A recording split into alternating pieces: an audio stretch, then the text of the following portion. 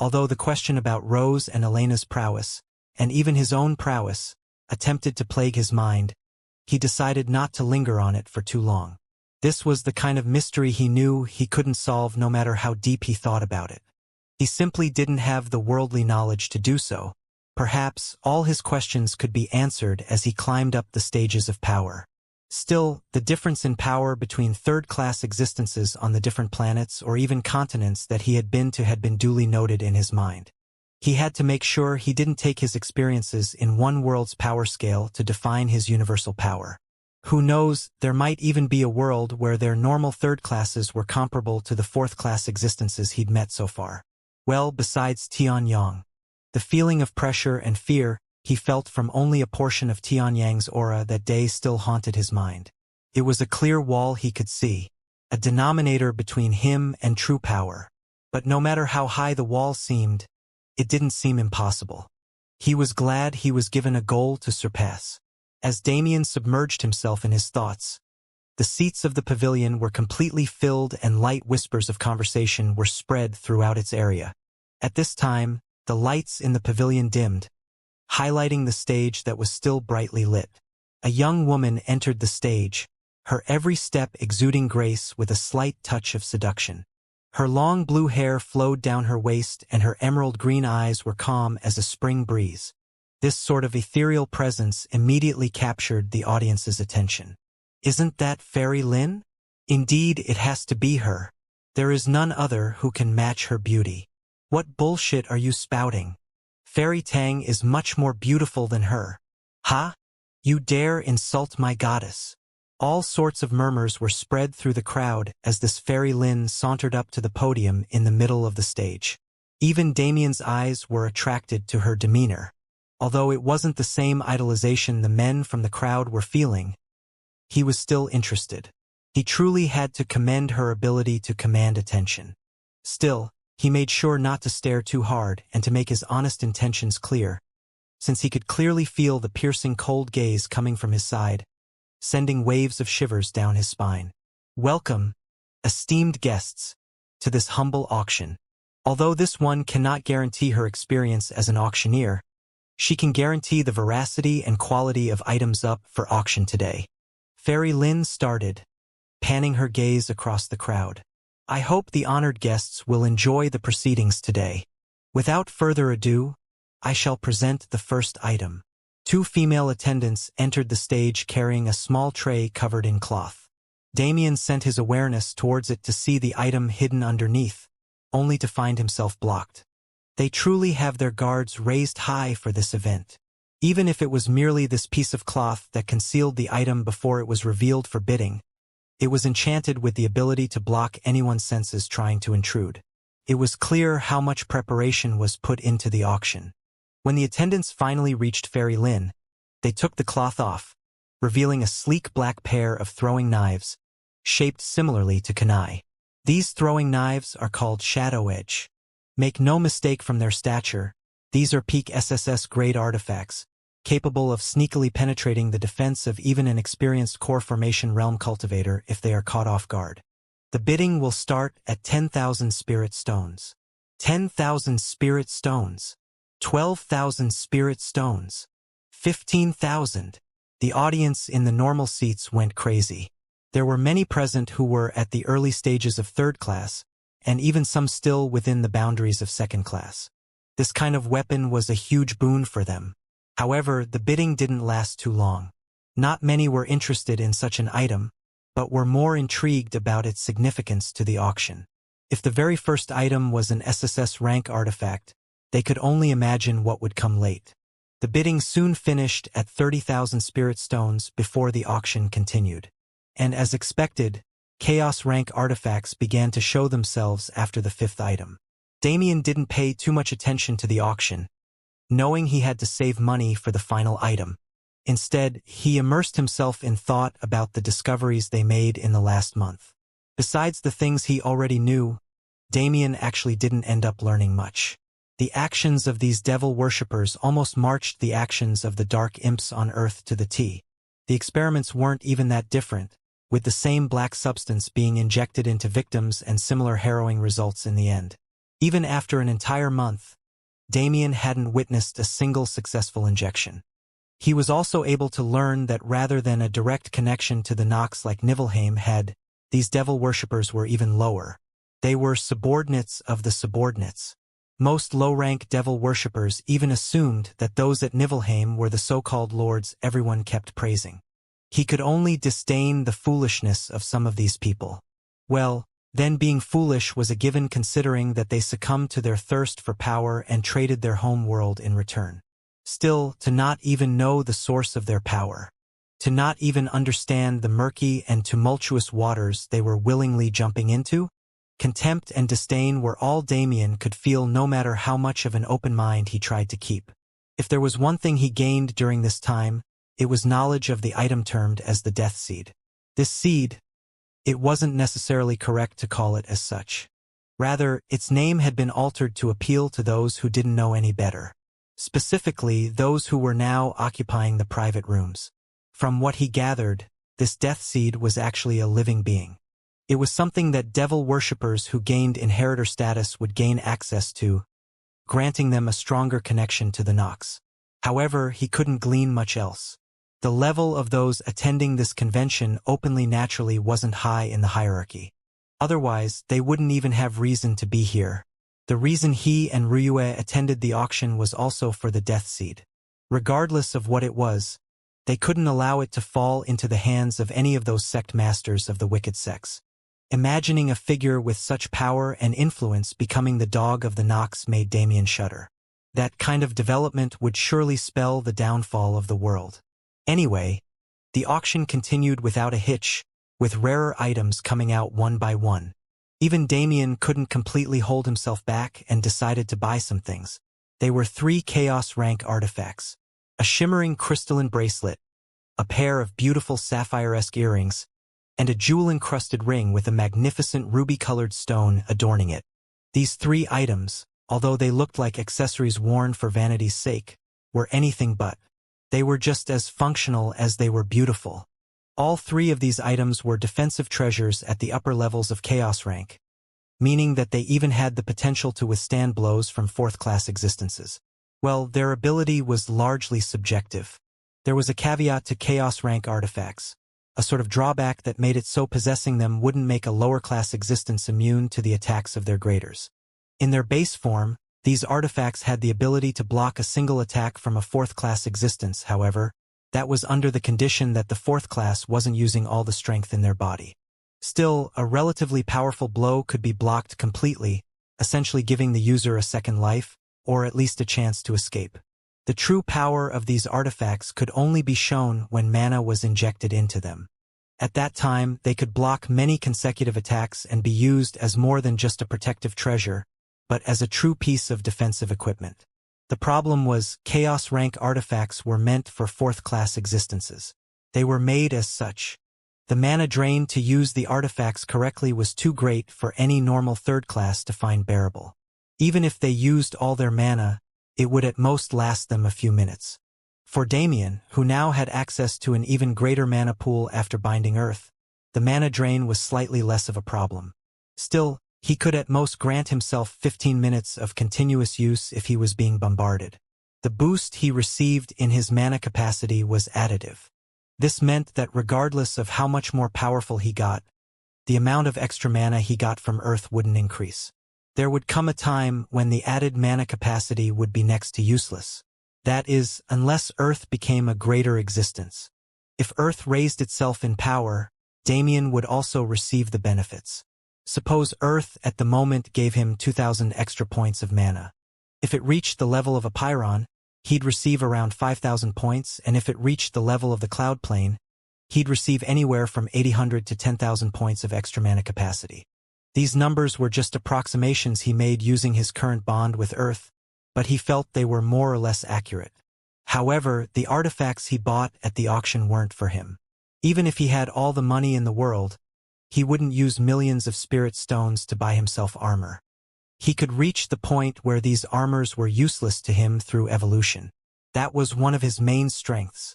It was for this reason that besides the earring artifact he received as a prize in a Pyron and his sword, Damien never put much thought into buying artifacts. He already knew who these specific artifacts were meant for. He had bought them with those people in mind. A fine jade, sapphire, and ruby. Just from the color scheme alone, it was clear who the recipients would be. And although Ryue was slightly irked that he was spending their money on artifacts instead of waiting for the final item, she didn't say anything. There was a faint hope budding in her heart that she did her best to suppress. But in the end, it got the best of her. She could only sigh lightly and let it go, refocusing her attention on the auction. Many hours had already passed by and countless rare materials, extraordinary pills, and chaos rank artifacts had shown themselves. These items had mostly been snatched away by those in the crowd, but few of them managed to catch the attention of those in the private rooms as well. Still, these people were all similar to Damien and Ryue. No matter how much the other items called to them, they made sure they wouldn't be spending too much. Their focus lay elsewhere. And finally, after what seemed like an eternity of holding back their greed, those in the private rooms were given the show they came for. Fairy Lin, who had been standing on the stage with a light smile on her face the entire time, suddenly became grave. This next item is extremely important. For this reason, the bidding has only been open to those who have been given the honor to sit in the private rooms during this auction. Hushed murmurs spread through the crowd as people speculated the identity of the final item.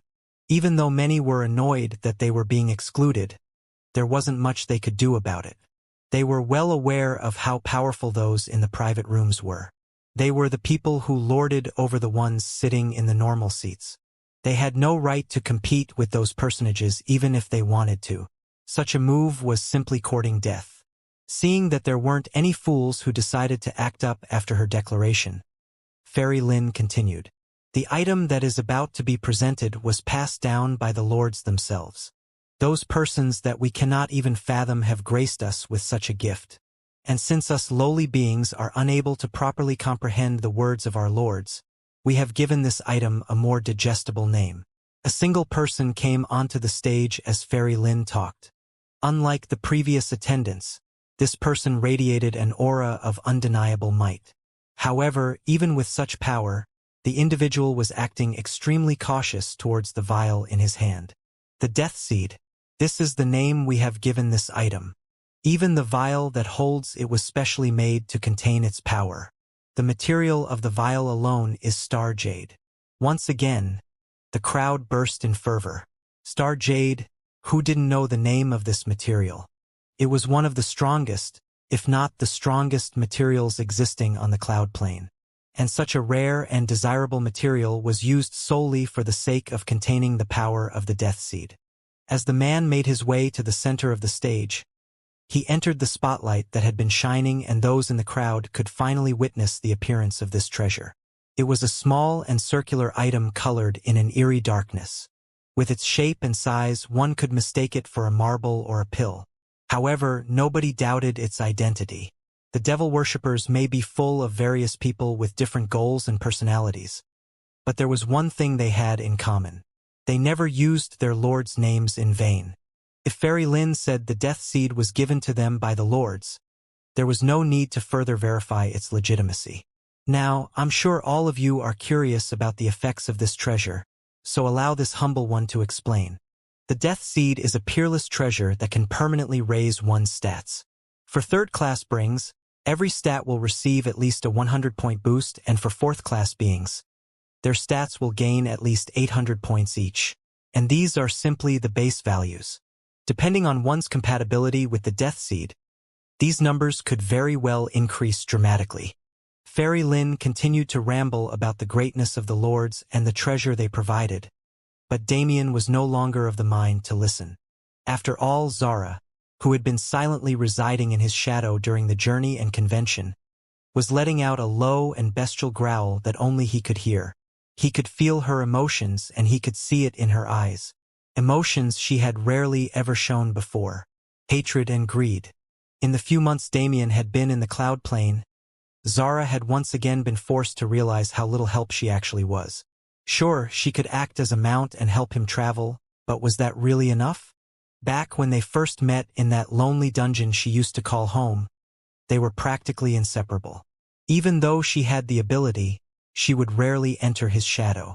She was his partner, fighting by his side and helping him overcome any obstacle he couldn't handle alone.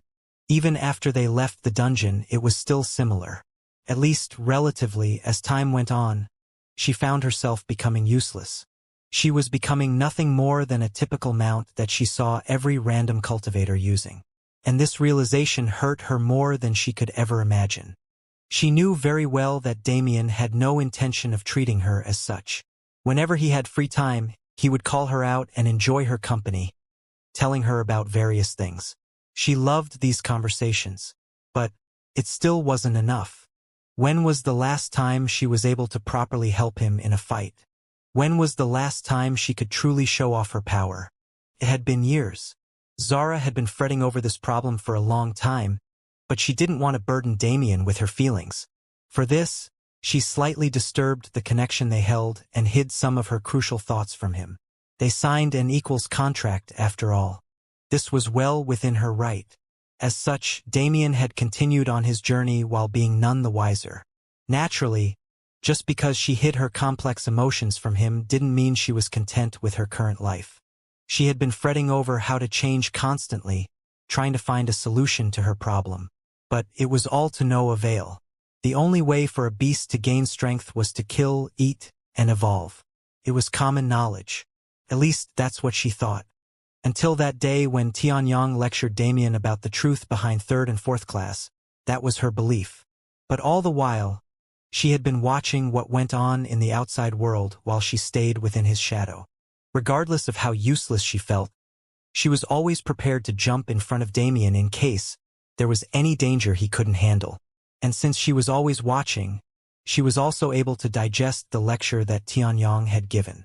The power of comprehension. A new way to gain strength. It was a light that shone in the endless darkness Zara had submerged herself in. A path forward. So, she ardently strived towards success. She sunk deep into her consciousness and put all her effort into gaining a true understanding of her elements. Shadow, ice, the only way she had been using them was the most basic methods allowed to her race. And slowly but surely, she was starting to see a true improvement as she pondered on these two affinities of hers. She couldn't test anything with her ice while she remained in Damien's shadow, but the shadow element was something she could easily test. And when she awoke from her meditative state once again, she looked around to grasp the situation, realizing that Damien was in a room alone with the new woman he had been accompanying for the past few months. Although this was no surprise to her, she soon turned her attention to the rest of the setting, the area beyond the glass in front of Damien. And that's when she saw it. A small place marble that seemed inconsequential in appearance, but held an insurmountable power within it. The second she laid eyes on it, all other thoughts immediately vanished from her head. Even her sanity started to dissipate at a rapid pace, as if her intelligence was devolving. She felt an unadulterated fear, a burning hatred, and also endless greed that conflicted with the prior two emotions. She had no idea what was going on inside her own mind. She had no idea why this random object was eliciting such a major reaction from her. But it wasn't under her control. In fact, she was using every sliver of sanity she had left to hold herself back from jumping through that glass and snatching the black marble she had set her sights on. Her whole world was crumbling apart, when suddenly, she felt a gentle hand land on her head. Without her knowledge, she had already left the shadow and was standing next to Damien, who was slowly running his hand through her fur. And oddly enough, the small action alone was enough to pour a bucket of cold water on her head. As he continued to silently console her, she felt herself regaining control over her body. And finally, by the time Fairy Lin had finished her rant about the greatness of her lords, Zara managed to calm down and come back to herself. Ha ha! She closed her eyes, taking a few deep breaths before once again opening them. Is everything okay now? Damien's soothing voice entered her ears. She nodded lightly in response. It was all thanks to him that she was back to her senses. Once again, he had saved her, and once again, she had almost become a burden. Damien shook his head with a light sigh when he saw her state. With her mind still confused, He was naturally able to read the emotions she had been hiding from him all this time. He immediately felt a pang of guilt in his chest. He might have been doing his best to not neglect her. But had he ever once considered how she felt this entire time? He had almost forgotten how prideful and battle-hungry the little Zara he once knew was. Did something happen? He felt obligated to ask. The emotions he was reading were a problem that could be solved at any time. Now that he knew of them, he could make a conscious effort to remedy his past mistakes. What was more important was the outburst she just had. I don't know, Zara replied meekly. The second I saw that little black marble, my mind blanked. All I could feel was an indescribable urge to consume that item. She could have said more, but now that her mind was completely open to him, there was no need. He understood everything she had just gone through. The death seed is what caused this reaction? The death seed was still a mystery. Even with all the boasting Fairy Lin had done, the only real effect she had described was the permanent stat increase. As for everything else she said, it was just flowery speech indicating that one would become incredibly powerful after consumption. It was odd enough that something from the Nox had made Zara react like this, especially since she was born and raised within a dark dungeon that had never come in contact with the alien race. Or at least that's what Damien thought until now. The most surprising part of it all was something Zara had only subconsciously realized. This reaction was caused by her bloodline. Zara's bloodline had been a mystery since their very first meeting. Just the fact that the Damien at that time had no desire to devour her was a miracle in itself. But even after all these years, Damien had found no clues regarding it. It's not that he didn't look, since he had actually done an ample amount of research while on a Pyron. It was just that he was legitimately unable to find any information regarding it. He had seen characteristics of all the wolf bloodlines the Adelaire Empire had documented during the 6 months he spent there before leaving to Earth, but none of them matched Zara's. He was of the mind to go visit the Beast Empress to maybe glean something off of her, since she showed some kind of understanding and even said she felt a connection to Zara when they first met, but the constraints of time never allowed that meeting to happen. It was all but guaranteed that he had to make a trip back to Apeiron at some point. There were many events lined up in the near future that prevented him from doing so immediately, but he swore he'd find the time. Plus, he still had to bind Apeiron's world core. It was an imperative task that he had idiotically forgotten about. And by the time he realized it, he was too far away to do anything about it. Perhaps he could warp to Apeiron to do what he needed to do, but as he figured before, there was simply no time at the moment. He just had to remember the importance of doing so and hope there'd be an opening in the future. Sigh. I really need to learn how to not be led around by my emotions. While he was in his thoughts, the bidding for the death seed had already begun. And it had to be said, the battle was much fiercer than any of the other items. It seemed the flowery words and empty compliments Fairy Lin had given it beforehand had truly spurred the crowd. Even with the base price of the treasure being 5 million spirit stones, there were very few who didn't participate in the bidding. Even those in the normal seats pooled their money together to get their hands on the treasure. It was as if they no longer cared to give face to those powerhouses occupying the private rooms. 10 million spirit stones from me. Old ghost. Don't try to steal away my treasures. 11 million. Ha? Wan Luo, do you think I wouldn't recognize you? First, check if you have the qualifications to compete with me. 15 million. These two were occupying adjacent private rooms, and seemed to have turned the bidding war into their own personal show. Everyone even stopped their objections just to watch it unfold. After all, they didn't need to constantly bid to win the treasure.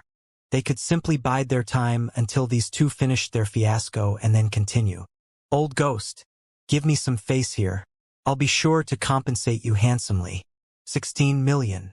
Wan Luo, you still have a world of potential in front of you. Don't lead yourself to an early death. 17 million. Are you threatening me? Wan Luo growled. Humph, if you can't even tell that much, then maybe you should give up your position as head elder. Damn old ghost.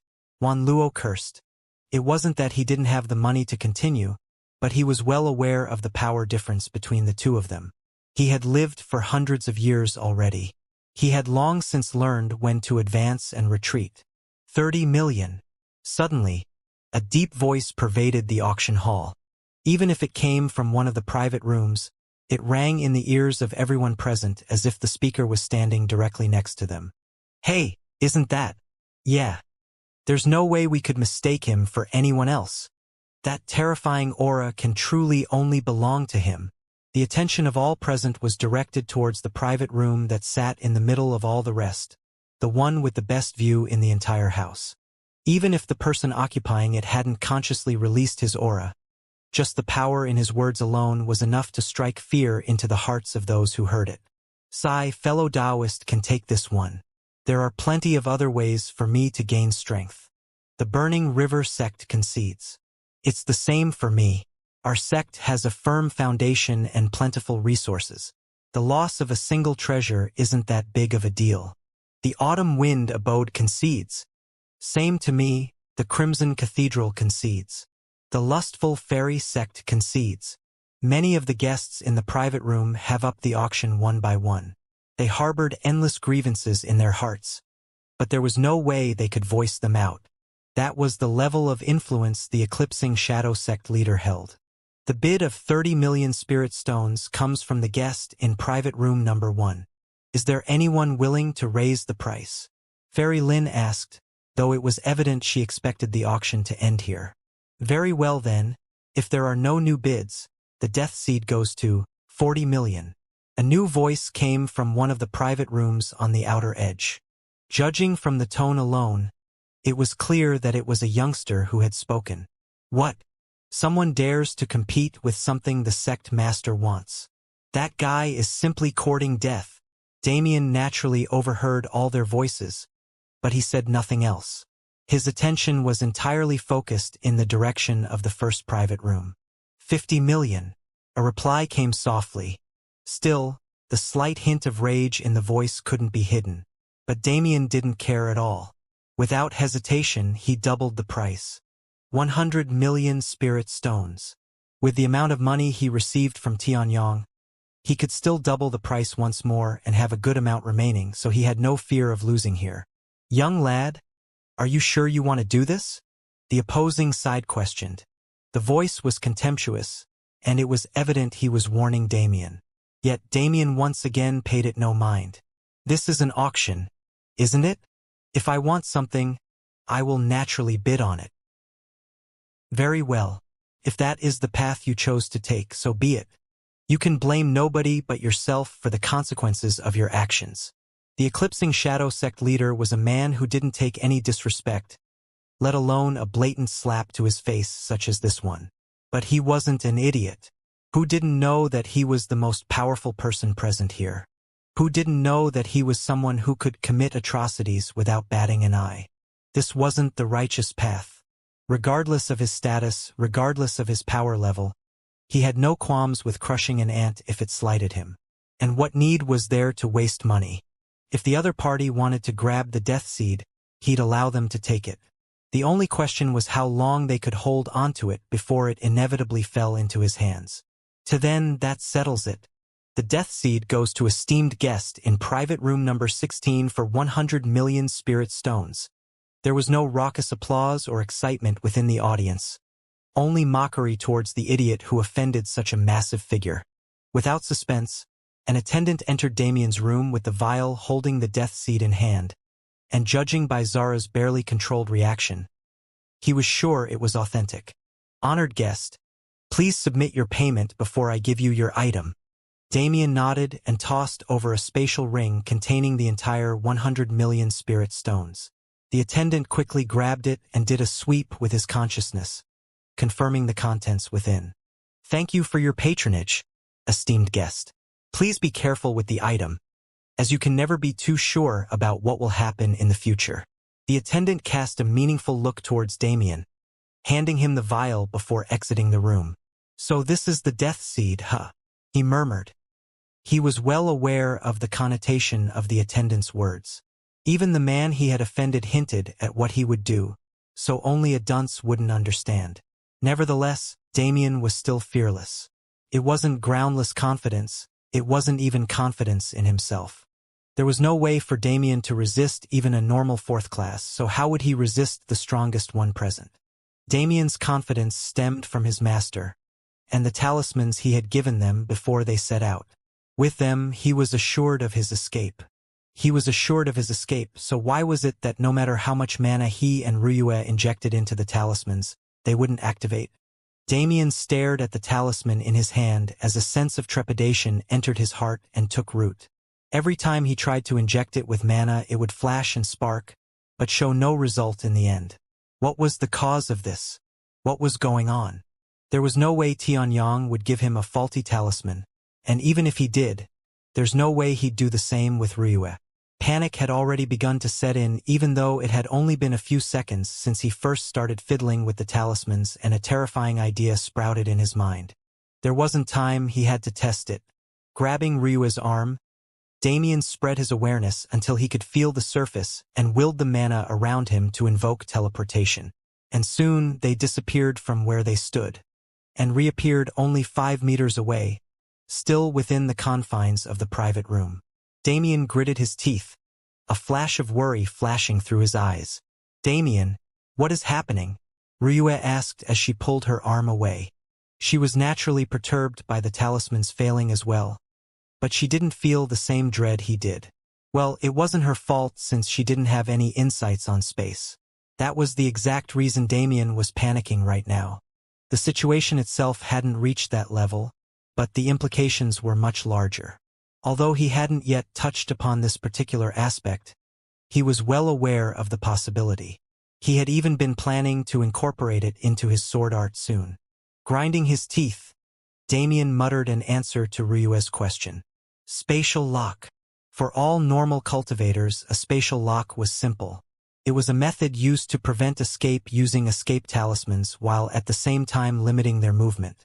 The latter worked similarly to the concept of gravity, while the former was even more simple to explain. If the spatial lock that was cast was directed solely at Damien, he'd know. He'd just have to peer into the layers of space and he'd find out. But even when he had done so, he found no indication of spatial nodes or outside interference. This could only mean one thing: the entire area was locked. And while whoever cast this lock had most likely done so to trap all those present in this convention, he was the one who was affected the worst. Spatial lock was a concept that was most useful against other practitioners using the space element. Damien was well aware from the fact that he could barely even teleport that the person who cast this lock was above him in comprehension of the space element.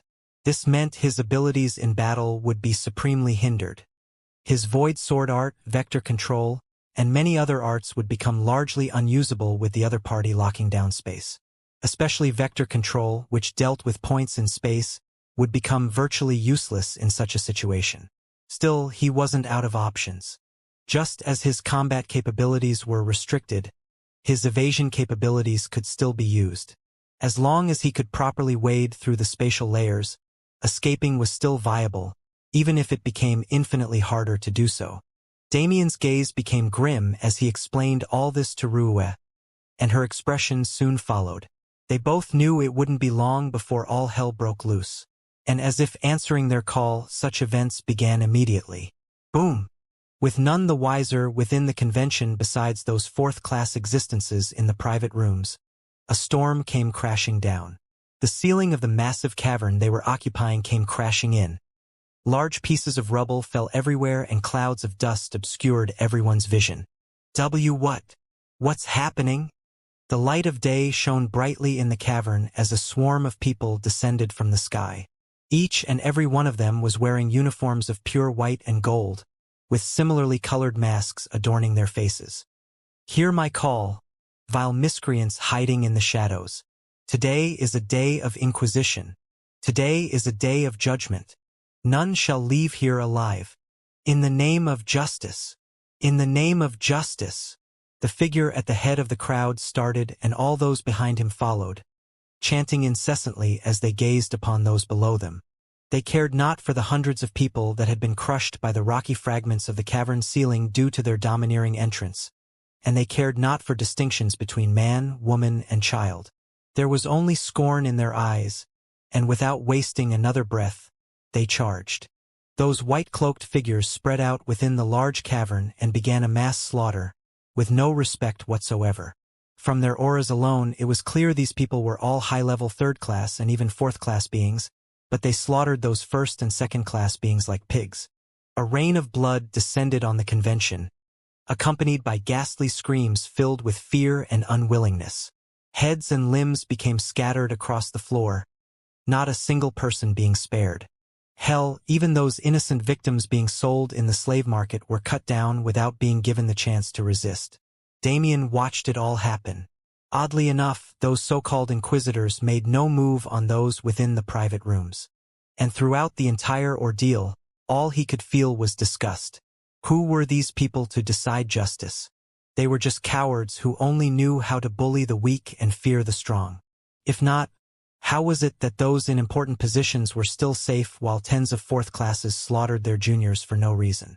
And even worse still, he was well aware of this massive farce. Regardless of how angelic they dressed themselves and regardless of how many passionate speeches they made about slaying the wicked, could they hide from him? No matter the words that come from one's mouth, their aura tells no lies. This was a lesson Damien had learned long ago. And the auras of these fools? Black and putrid. They held the same stench as those devil worshippers, only much stronger and to a much higher degree. There was no mistaking it. These people were those so-called priests and inheritors that the Nox appointed. Damien narrows his eyes as he shifted his gaze away from the atrocities being committed down below, his gaze centering on a certain private room.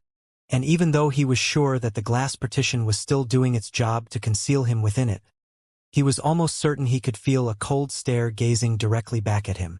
There's no other choice. If anything, this is the only way we can escape with the talismans being ineffective. He felt like a hypocrite.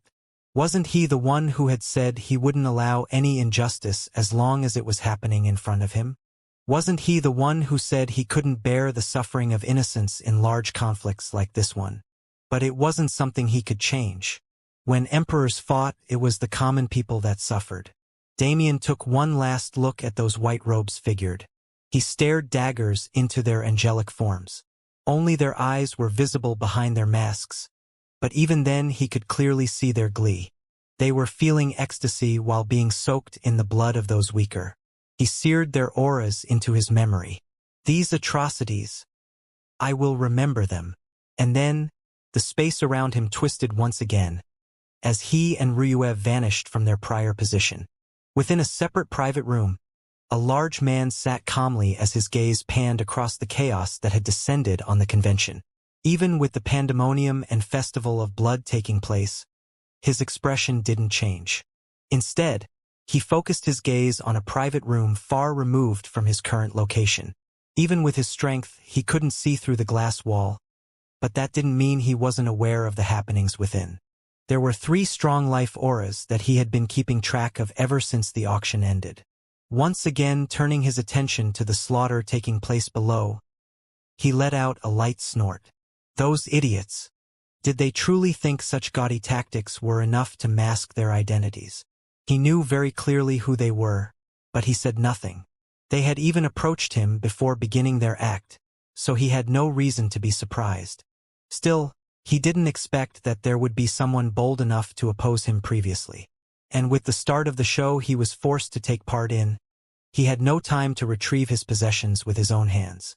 As he was thinking, he noticed the life auras he had been tracking vanish, reappearing a few meters away. It seems he's trying to run. First shadow, he called, seemingly speaking to empty air. The shadows on the walls behind him danced and transformed, coalescing into a hooded figure. You called, my lord? Tell the 5th through 12th shadow to move out. Their goal is to reclaim the treasure someone dared take from me. As you command, my lord. Would you like that person to be brought back? No need. Just kill him and be done with. First shadow voiced his confirmation before retreating once more. Without looking back, the large man stood up from his seat. It was time for him to put on a performance. He had received a hefty offer in return, so he figured he should play along. Besides, it was a good way to waste time before he inevitably got his hands on the death seed. The man's aura billowed, attracting the attention of the fourth-class beings among the Inquisitors. And without further ado, he entered the stage. Damien spared no effort in fleeing. At the moment, he had no thoughts other than maneuvering through the complex maze of spatial layers in front of him. Ever since he was in the dungeon, he had been able to easily sense and even physically see the spatial layers, but he had never done such in-depth combing of them before today. For the most part, his moveset was based on wider-scale destruction. It was crude and with a singular motive. This kind of action was much more methodical and graceful than anything else he had put his mind to. He weaved through the fabric of space with his hand grabbing Ryue's arm, pulling her along with him. There was nothing else he could do at this juncture. He couldn't even alert her of his plan. His entire attention was focused on the task ahead of him. As such, he slowly forgot his surroundings. He waded through the intricately spaced layers like a snake, reveling in the feeling of spatial fluctuations around him. And by the time he snapped out of his trance, he had effectively dragged Ryue to the cavern of the main convention. The scenes of slaughter hadn't spread here, but he was still within range of the spatial lock. Due to this, he decided the best course of action was to make a run for it. There was a sinking feeling in his chest that he couldn't get rid of. It had been a long time since his danger sense and intuition had rung alarm bells like this. This was the feeling of true life-threatening danger. In his hurry, he finally made it out of the main convention, using the same route he used to enter. And seeing the light of day and the thick fog that befuddled even his senses around him, he was hoping to feel comfort. But even still, he was unable to do so. Abruptly, his facial expression changed. He grabbed Ryue by her waist and twisted his body, narrowly evading a projectile that flew past. It impacted the trunk of a nearby tree, instantly corroding it until it became a withered husk. Ryue's face paled at the sight, but she was quick to regain her bearings. The entire time so far, she had been too confused to act herself. She had just let herself be caught in the momentum. But seeing them be targeted in such a way, she was able to come back to her senses. What the hell was she doing? Perhaps it was the scenes of slaughter from before that left her in such a state, but it was no excuse.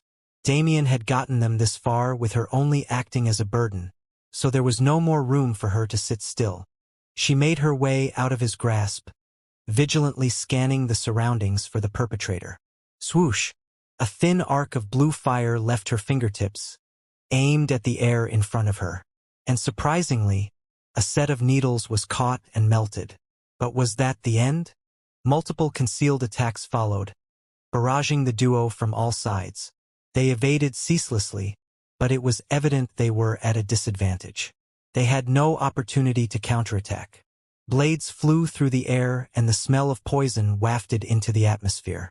The sheer amount of projectiles being dispatched was enough to terrify any normal cultivator. But just as suddenly as it had started, the onslaught slowed to a halt. From the murky atmosphere of the forest around them, 8 figures emerged. Since the 2 targets obviously weren't susceptible to sneak attacks, a head-on approach was the best move. "Who are you?" Damien growled. He already had his speculations and didn't really expect them to answer, but he needed to stall for time somehow. Their auras were entirely concealed, but they couldn't hide from his sight. 6 of the 8 figures were high-level third-class beings, while the foremost 2 were at the peak of the class, perhaps even on the cusp of ranking up. And from the density of the mana surrounding them, Damien was sure they weren't weaklings. Perhaps if he was on a Pyrrhon, he had a slight chance against this number of opponents, but it was different here. He had just recently realized the difference in strength between the 2 worlds, so he was in his utmost cautious state right now. He was sure he had no chance to beat them. Make no mistake, a dead person has no need to know too much. I shall only say one thing: it will be your eternal regret that you have offended our master. An altered voice came from the cloaked figure in the middle. Damien was surprised that he had actually elicited a response. But there was nothing more. He had already made his decision on how to act. He looked over at Ryue and noticed her gaze on him as well. He didn't need to do too much for her to understand his intentions. There was no hesitation in their actions. Turning swiftly, they dashed along the Bloodstone River, hoping to make distance from their opponents. Damien first thought to flee out of the forest, but it currently wasn't a liable option. If anything, the myriad illusion veil was something that could help him in this situation. However, there wasn't much room to run. They could only follow the river in one direction or the other, since the distance between the river and the edge of the forest wasn't large enough. The 8 shadows glanced at each other and smiled. Although their lord had given them the order to kill, he hadn't made any comments on the speed at which they did so. And knowing their lord, he was quite meticulous about even the smallest details. He would never leave out something that needed to be said. There was only one conclusion they drew at this point. Their lord wanted the target to suffer. Watching the target turn and flee, they thought this was the perfect situation. With only a single glance, the shadows were able to hatch their plan. Their figures turned into streaks of darkness and spread out, melding into the shadows and chasing their prey. The situation was eerily similar to Damien's encounter with a certain wolf many years back. However, this time the danger had multiplied by many times. A sea of darkness. That was all Damien could see behind him and on both sides as he rushed through the maze of trees that lined the side of the Bloodstone River. 6 black-cloaked figures constantly trailed after him, expanding their influence on the surroundings. He could only grit his teeth and push forward, constantly making sure Ruyue was following his pace. And luckily for him, she didn't seem to be lacking in the speed department. He had no idea how long they had been running for, but regardless of time, they had been unable to escape the clutches of those hooded figures. The sea of darkness that was gradually encroaching on him was proof of that. Damn it! The spatial lock that had been placed on the surrounding area was still in effect. No matter how far he got from the original location of the convention, his main strength remained impeded. It was evident that this wasn't the work of a single person. Rather, a formation must have been at play. But none of this mattered. The only point he could focus on was the fact that teleportation wasn't an option. Lightning cracked and trails of flame decorated the path they left in their wake as Damien and Ruyue burst forward at full speed. The only indication they had of direction was the river adjacent to them. Thousands of black tendrils emerged from the surrounding darkness, shooting towards the duo at speeds untraceable by the naked eye. The trees they touched were withered into dust. The ground was cracked on impact. Lightning burst forth from Damien's body as he continuously attempted to evade the tendrils charging at him. It burned everything in its surroundings, but he wasn't able to block them all. Luckily, he wasn't alone. Blazing blue flames ignited even the air it touched, driving back the encroaching shadows. In any other situation, the duo would have had no problem in escaping. However, this time they were heavily outnumbered. For every tendril of darkness that was destroyed, 10 more would emerge and charge at them. And for every 10, another 100. Still, they pushed forward. If there was one thing Damien could be thankful for in this situation, it was the myriad illusion veil that perpetually decorated the jungle. The veil heavily limited one's awareness and even slightly disturbed their thoughts, leaving the duo some slight leeway. Otherwise, their pursuers would have caught up to them long ago. However, slight leeway wasn't enough. The darkness soon caught up and passed them, painting the grassy ground black. The tendrils of darkness multiplied exponentially, soon becoming accompanied by other constructs that attempted to corrode them. A rain of black spheres showered the area around the duo, once again forcing them to go on the defensive. Their momentum was rapidly slowed until they could no longer move forward. Every route of escape was blocked. Damien's eyes narrowed as he tried his best to peer into his surroundings, hoping to glean even the slightest chance. But there was none. His eyes were powerful, but they were almost useless in this situation. He could see through illusions, but there were none at play. He was hoping to find traces of the enemy's aura within the encroaching shadows, but it was also futile. Every bit of the darkness was created from their own mana, and they had melded with it perfectly. It was virtually impossible to single them out. He might have been able to pinpoint something if he was able to calmly analyze, but the enemy didn't give him the time. His attention was occupied by the constant barrage of attacks that fell on him. Swords, spears, tendrils, bullets, and many other coalesced forms of darkness charged without pause. He took a quick glance to his side and realized Ryue wasn't any better than him. Waves of blue flame continuously surged from her person, clashing with the waves of darkness that surrounded them. A blood-red moon had already manifested behind her back, empowering her flames and distributing lunar energy into the atmosphere. It was incredibly frustrating. No matter how much those cloaked figures attacked, they never used their full power. There's no way the combined power of 6 high-level third-class beings only amounted to this much. They're toying with us. It was the only explanation he could come up with. How the hell am I supposed to get out of this situation? It had been too long since he had faced such a hopeless situation. Or was it better to say that it had never happened at all? He had become too conceited, wholeheartedly believing that he would always be able to escape danger as long as he had his spatial affinity. This was the kind of mindset that a skill like Warp had instilled in him. Yet, now that the skill and many of his other abilities were locked, he had become nothing more than a lamb waiting for slaughter. It was unacceptable. What had he been training for all this time if he was just going to become prey for someone else's convenience? What was the point of power if he was unable to use it? His fury burned so brightly that it was almost tangible. Was there no hope? No, as long as the enemy was underestimating them, they had a chance. He slashed his sword wantonly, no longer caring for style or grace. The black lightning coating his body lashed out, constantly strengthening itself. He increased the intensity of his attack, superheating the lightning and causing massive beams of plasma to impact the ground. He had to melt the shadows around him. Arg! A sudden cry of pain echoed through the silent jungle. Looking down at his own body, Damien realized that he had been pierced by a blade without his knowledge.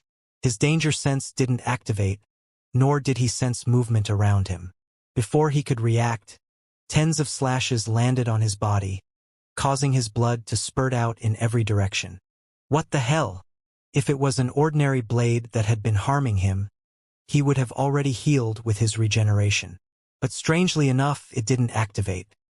He did a quick sweep of his internals, and his face immediately paled.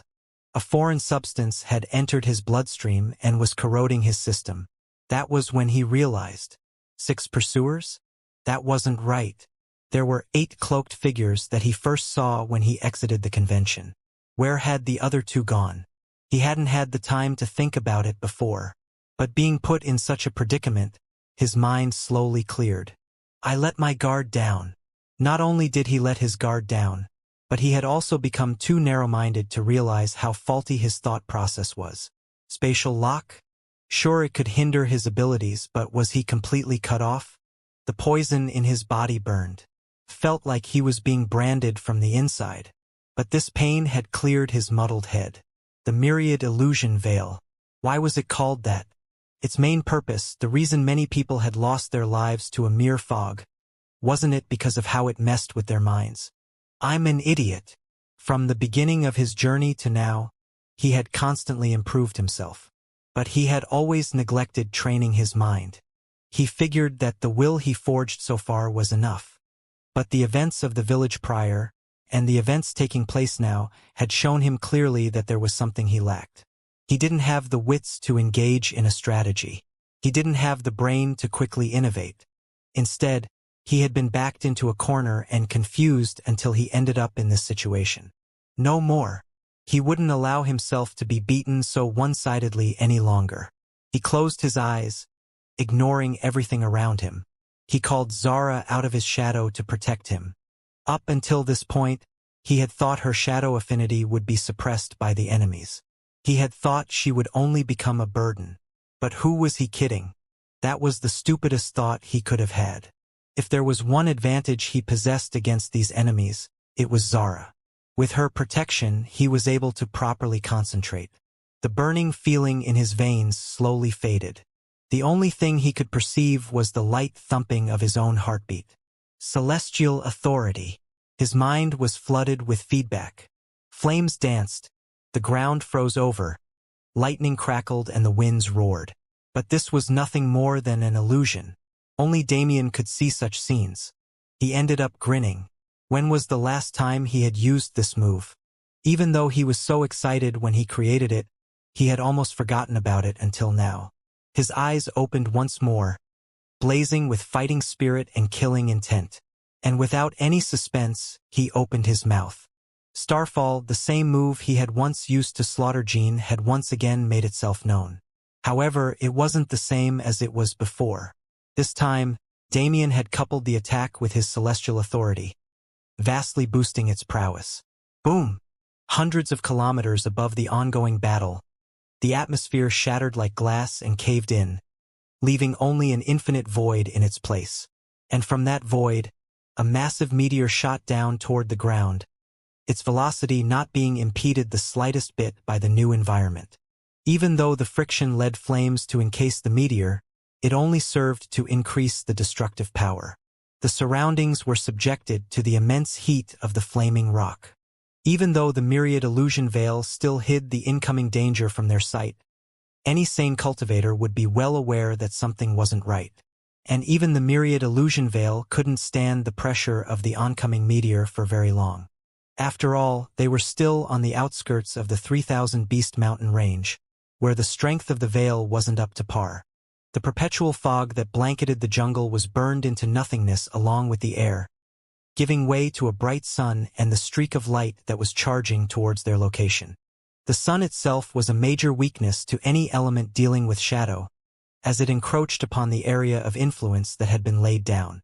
Those cloaked figures could no longer stay still. Their attention was refocused on the new danger, charging volatile spheres of darkness and shooting them towards the meteor. But even with all the power that attacked it and threatened to break it apart, the meteor held strong. It wasn't its inherent defensive capability or even Damien's work that did this. Instead, there was external help at play. Moon Goddess's blessing. Ryue's murmur went unheard by those around her, but its effects still stood. The massive blood moon that stood at her back was compressed into heavy rivers of lunar energy that charged towards the meteor and merged with it. Its density was increased by a large margin. The flames surrounding its body were tinted blue, and it gained a defensive property that allowed it to withstand the assault of the cloaked figures. On the ground, Zara was continuously barraging the tendrils of darkness with her own shadow element, not allowing them to gain any ground. Meanwhile, she used ice to freeze the ground and prevent the enemy from setting a new domain. Damien didn't sit idly either. Now that his mind was clear, he was well prepared to make a counterattack.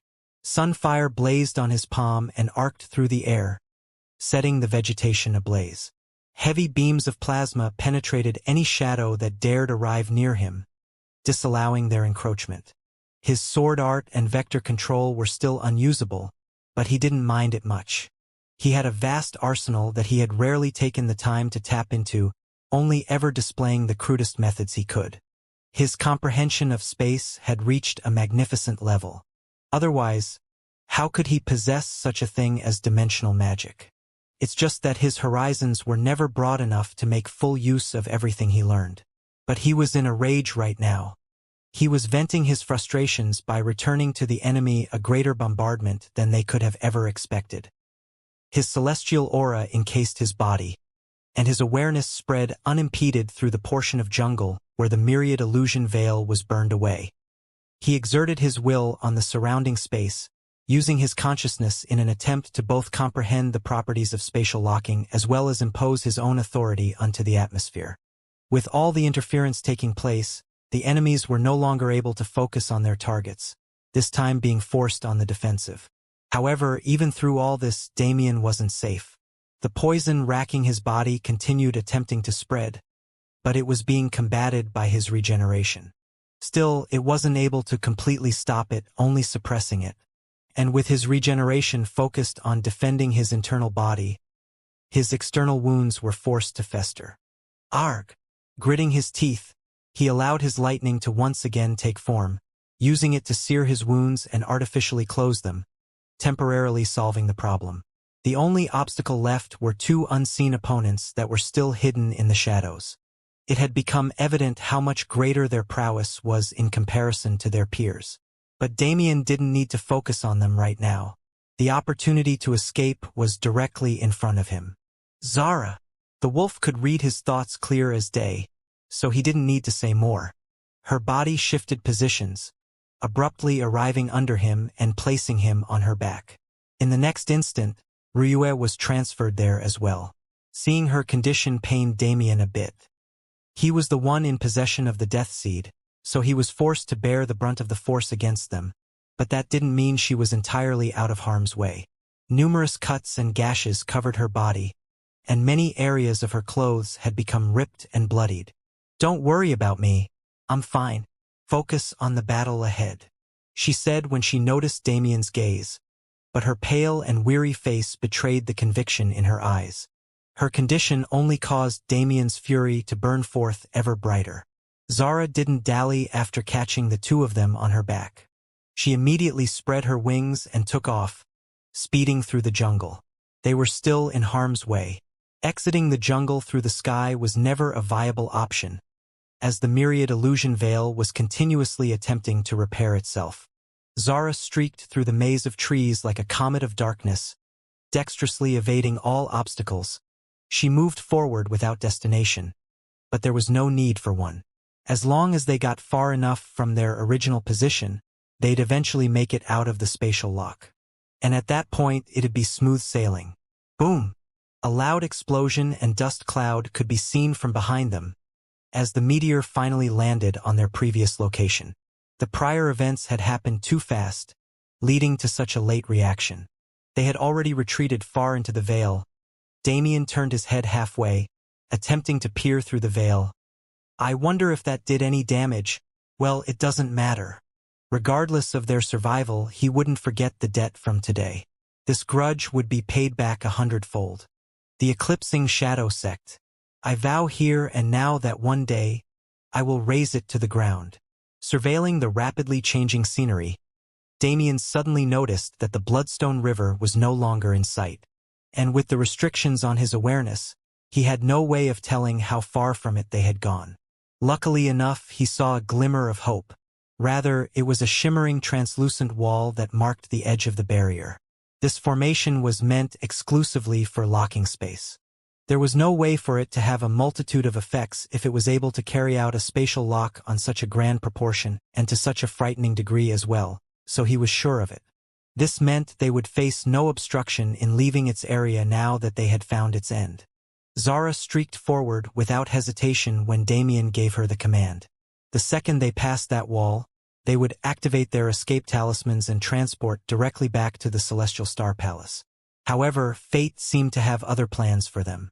Mere meters away from their destination, a powerful aura sprung out before a world of shadows once again descended. But there was something intrinsically different about it this time. "This is a domain," Ryue commented as she wearily glanced around. Damien's eyes widened at the revelation.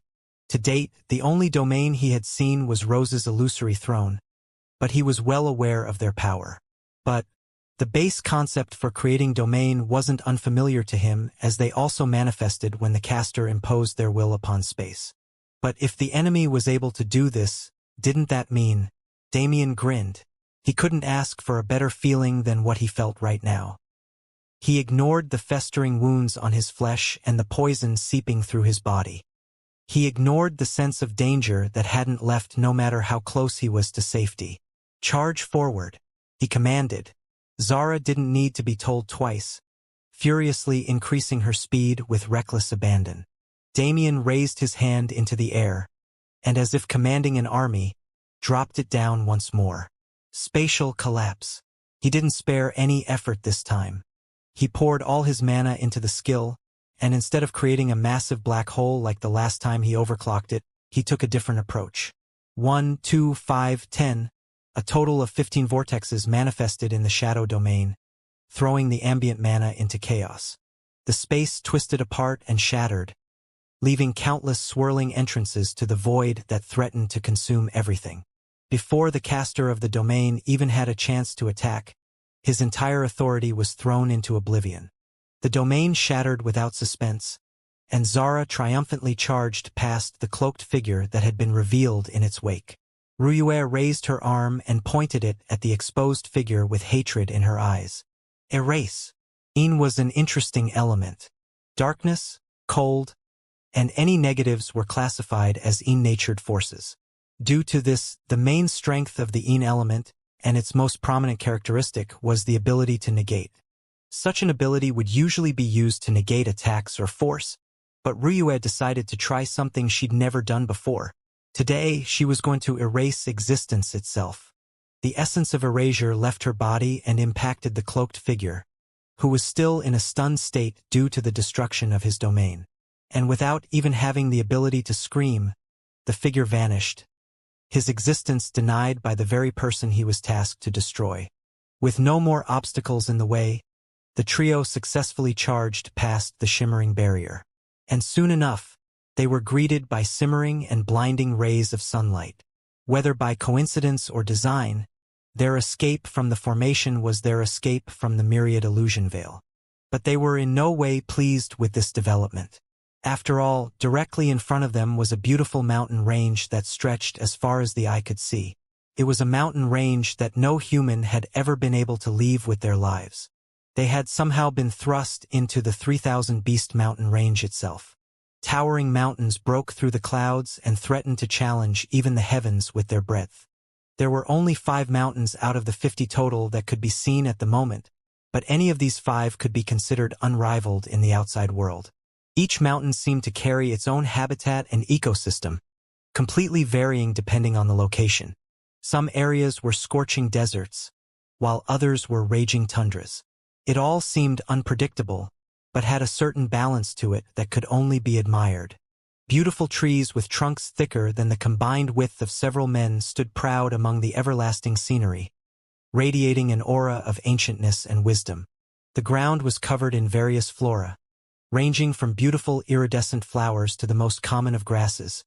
But for some reason, even these seemed to carry a weighty presence. An unruly jungle spanned as far as the eye could see, adding an air of untamed savagery to the ethereal environment. And encasing it all was a massive wall of fog that blotted out the sky, the myriad illusion veil. Strangely enough, the veil didn't impede on the internal environment in the slightest, stopping at the edge of the surrounding jungle as if it was a defensive mechanism set up by the heavens themselves. It was faint, but there was one final piece of notable scenery that Damien could see. On the horizon, there was a massive tree incomparable to those in the immediate vicinity. Its branches alone spanned several kilometers.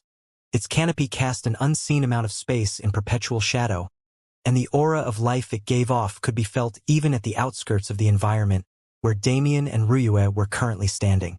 But none of these features could be called the crowning achievement of the tree. That award was reserved for its mountainous size. Indeed, mountainous was the only word that could be used to describe the breadth and height of the massive tree that competed with the surrounding mountains in their bid to challenge the heavens. "So this is the 3,000 Beast Mountain range," Damien commented in awe. Ryue nodded her head absent-mindedly, too focused on taking in the scenery to fully concentrate on his words. Even Zara, who usually didn't care much about such novelties, was stunned. This kind of scene wasn't something she had ever seen. Even though her travels with Damien had taken her far and wide, such pure natural beauty was still new. Her feelings now reminded her of a time back when she was still naive and unable to converse, when she first exited the dungeon with Damien. At that time, they landed in an ordinary forest, but it seemed to be an immortal spring to them. But this time they were truly in a place magnificent enough to be described as such. At least the environment itself seemed to suggest it. But it didn't take long for Damien to come out of his reverie. The second he spread his awareness, a bucket of cold water was poured on his head. He shuddered at what he was seeing. His awareness, no matter how large its reach had grown, could only cover a bare minimum of the surroundings. Hell, he couldn't even reach a single one of the nearby mountains, a testament to the sheer size of the area. But he didn't need to do so to understand the true nature of the mountain range. He couldn't comment on its entirety, since even now he could only see 1/10 of its total size, but it was enough to form a preliminary impression. Countless thousands of beasts swarmed the ground level, filling in the unruly jungle with their presence. Among those thousands there were hundreds, if not more, third-class beasts. Evidently, they were quite common in the mountain range, though it could be said that it was to be expected. The reputation of the mountain range stemmed from the 3,000 beast kings that were rumored to reside within it. There was no way such a vast number of powerful entities could rise without this kind of competition. These beasts were at each other's throats at all times. Even now, there were numerous battles and skirmishes taking place within the range of Damien's awareness. Beauty and savagery coexisting in harmony to create a stable ecosystem. It's like a natural embodiment of balance or yin and yang. He could only count himself lucky that there were so many beasts present. As if the amount of activity was any smaller, such a large scan of the terrain would have been easily pinpointed and traced back to him. Neither he nor Ruyue was in any condition to battle these beasts. He still had to find time to deal with the poison inside his bloodstream, as well as recover the mana he used in his final attack. As for Ruyue, although her injuries weren't as severe, she didn't have his insane regeneration and needed time to inject healing pills and recuperate. The only one with proper strength at the moment was Zara, and although this kind of place was perfect for her, it wasn't somewhere she could strut around without caution. The first thing the trio needed to do was find a safe spot to set up residence. Until then, they were out in the open and completely susceptible to the hostile environment and raging beasts. Any one of the three would be great nutrition for a beast aiming for 4th class. Zara immediately set off. She concealed their presence as best as she could, but refrained from using mana otherwise. Such a move would only attract attention. Instead, she used the natural power of her body and wings to silently propel them forward, streaking through the terrain. Damien and Ruyue remained silent throughout. There were plenty of things to discuss, from the prior battle to the Death Seed to a plan for escape, but neither was in any condition to do so. With the immediate danger subverted, their adrenaline was slowly waning, allowing them to feel the true pain their injuries had brought. Luckily enough, it didn't take more than a few hours for Zara to find a secluded cave for them to set up camp. The cave itself was partially covered by dense vines and shrubbery, making it nigh invisible to the eye. It was only through other forms of detection that one would be able to locate it, but it was enough for a temporary solution. Arriving within the cave, Damien and Ruyue dismounted Zara's back and sat against the wall, using their own means to begin healing. Damien focused his attention within himself. The spread of the poison hadn't been too fast, but it had still happened since his regeneration was being curbed by outside factors. He sighed lightly at the scene. Until this point, any foreign invasion within his body had been swiftly taken care of by his void physique. This left him with the subconscious notion that his internal body would always be safe from this kind of attack. But he now knew that it was just wishful thinking. It wasn't actually hard to figure out the theory behind it. Every foreign invasion so far had been energy-based. Whether through evolution or even the foreign mana from Elder Baba's residence on the way to the convention. It was always a matter of mana. However, the poison in his body now was different. He could tell that much by scouring it with his awareness.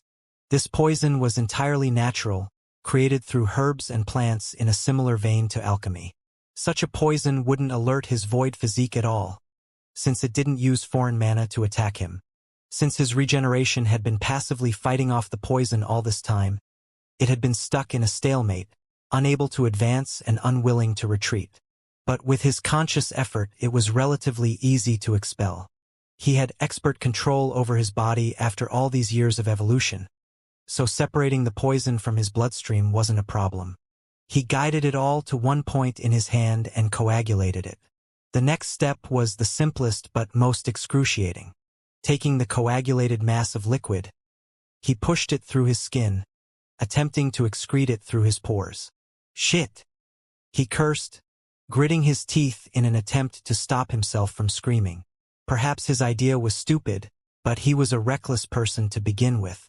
This was the quickest and most efficient method, so he would endure the pain and finish the job.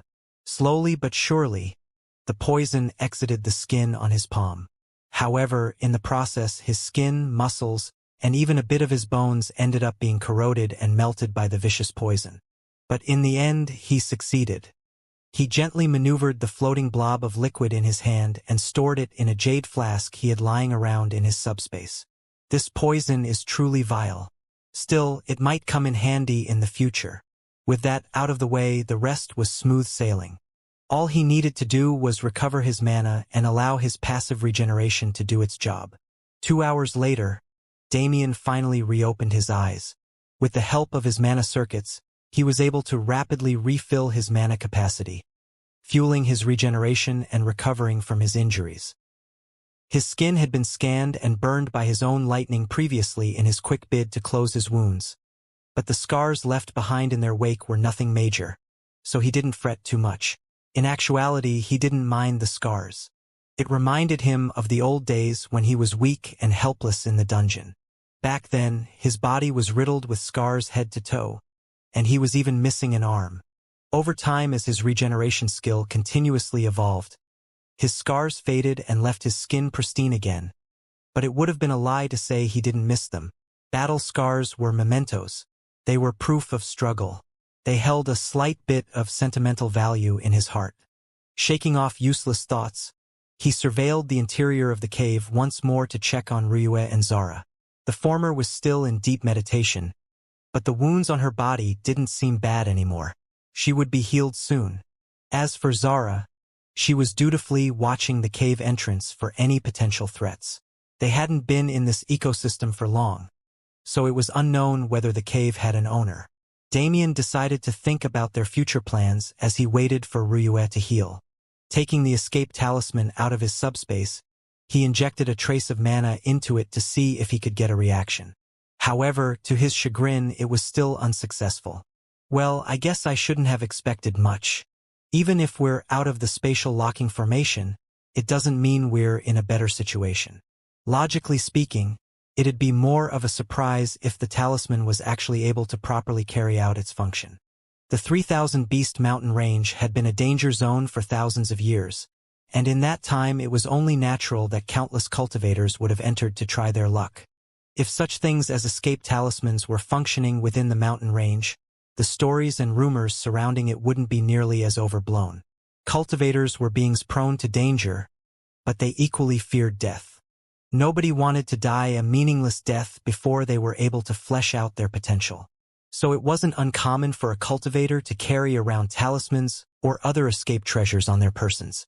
The degree and quality of treasure would obviously differ, but it was impossible to think that nobody with a treasure able to teleport them back outside the mountain range would have come to the danger zone. The myriad illusion veil must have some sort of property preventing long-distance spatial travel, Ryue commented. At some point while Damien was thinking, she must have finished recuperating, and it wasn't difficult to guess his thoughts after seeing the talisman in his hand. That's the only explanation.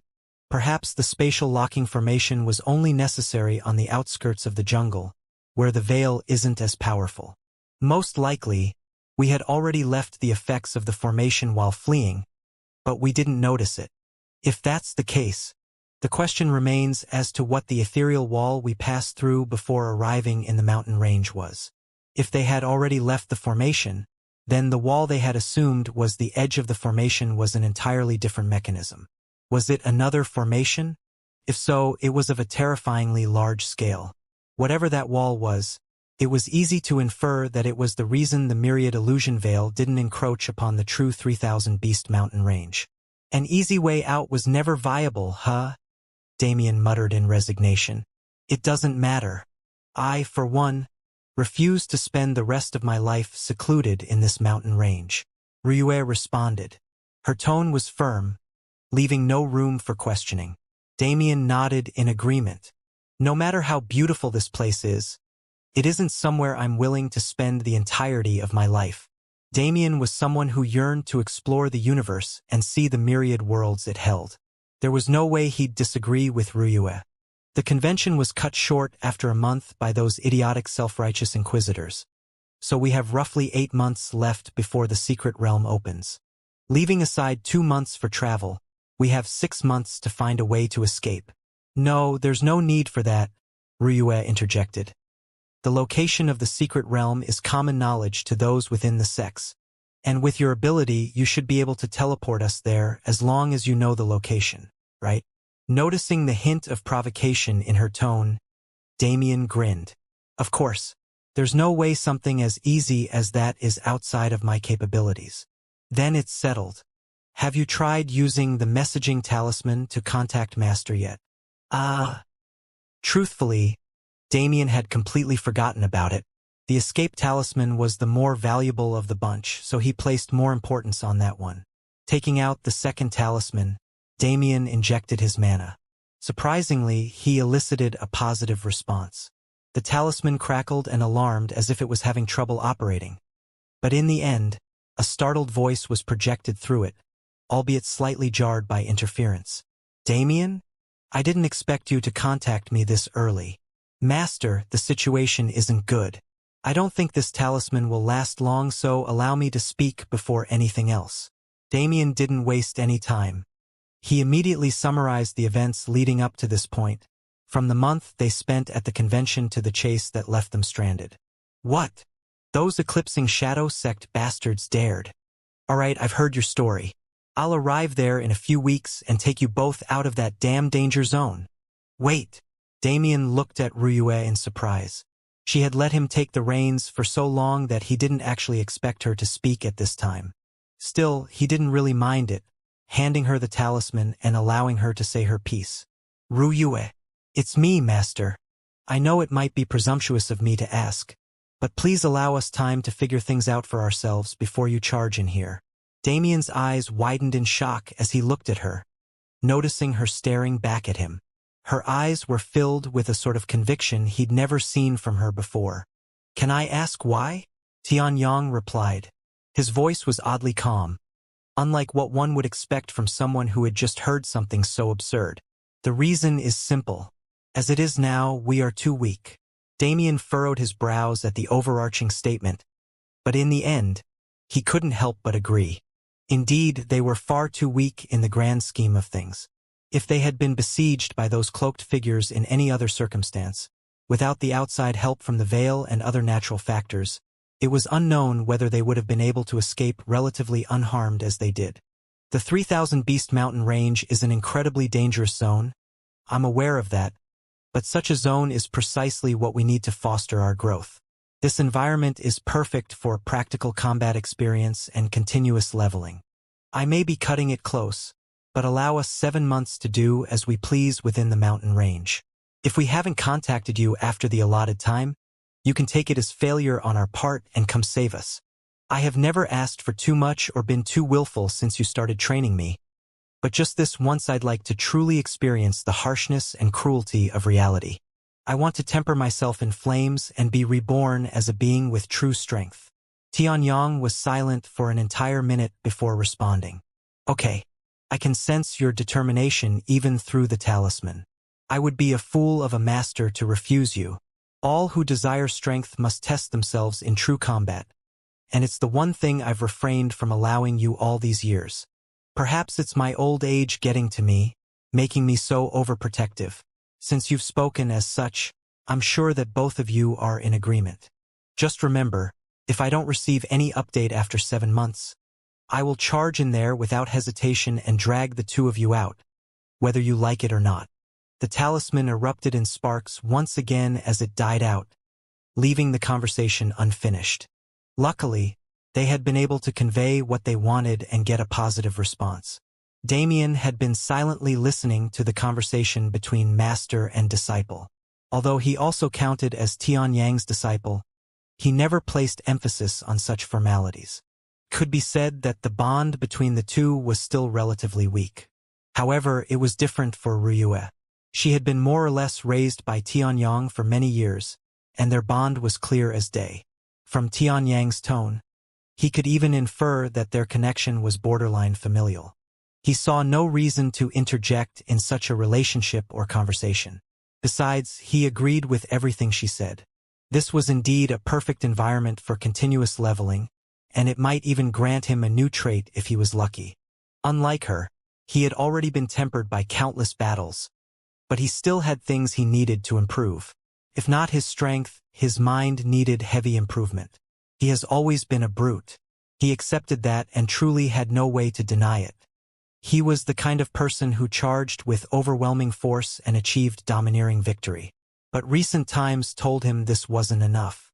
He needed to learn how to use his wits and be clever in battle. He needed to learn how to strategize. These 7 months, they would be his first step on that path.